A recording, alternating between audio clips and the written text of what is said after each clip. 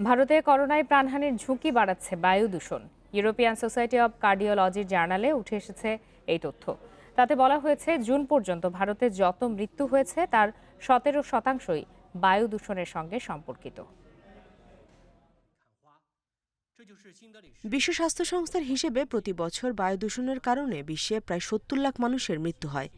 দীর্ঘদিন বিষাক্ত বায়ু ফুসফুসে প্রবেশ করায় সংক্রমণ তীব্র হচ্ছে। ধীরে ধীরে ফুসফুসের যে ক্ষয় হচ্ছে তা মানুষ বুঝতে পারে না। সব মিলিয়ে কম বেশি সব মানুষের ফুসফুস ক্ষতিগ্রস্ত।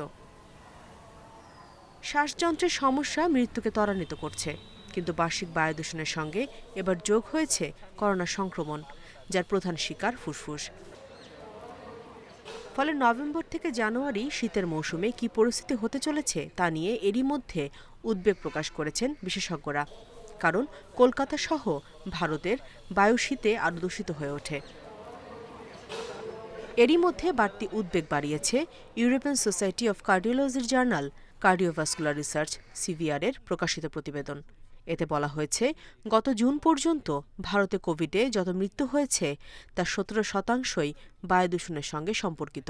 ভারতীয় চিকিৎসকদের মন্তব্য এক। বাতাসে ভাসমান অতি সূক্ষ্ম ধূলিকণা ক্রমাগত ঢোকার কারণে ফুসফুস ক্ষতিগ্রস্ত হচ্ছে।